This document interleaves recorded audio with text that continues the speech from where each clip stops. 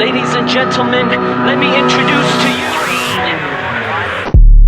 that future, that future, that future, that future.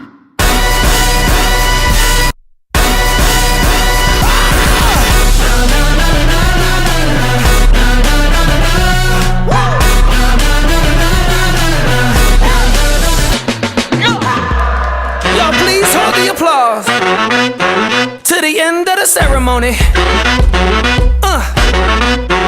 Let's go.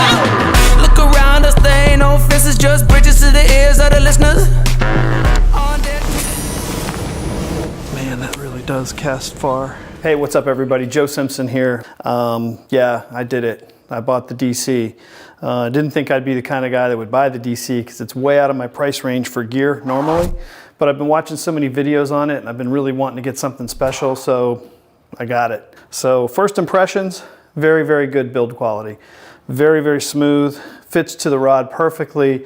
All the components, all the gears, everything is just high quality, super smooth when you're reeling it in. Not quite as small as some reels that I've had, but very small. The digital control portion. Now, I can say that I've had a couple bird's nests and I might not be setting this up right, so I'm going to leave this up to a couple viewers who might have this reel already to give me some advice. This is what I'm finding out. In the manual, it tells you to tighten your tensioner down until your spool doesn't move back and forth anymore, and I do that, and I actually go a little bit farther than that. Not too much, but a little bit farther than that.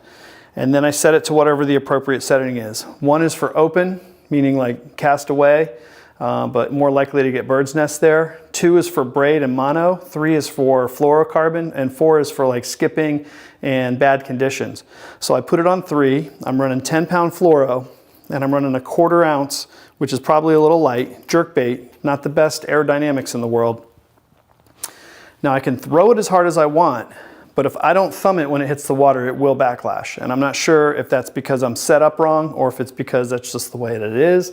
I'm not sure. Like usually when I spool something up with fluorocarbon, I blow it up within 10 casts and I have to pick it out and clean it. And then I, maybe fish for a day or two, and then I have to actually take it off the spool and re-spool it. Fluoro is very frustrating for me because it doesn't act the same as braid and other lines do on your bait casters.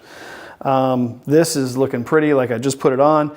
It stays clean, it doesn't overshoot. When you throw really, really hard, the bait just goes farther and your spool stays together and it's beautiful. You just have to thumb it at the end.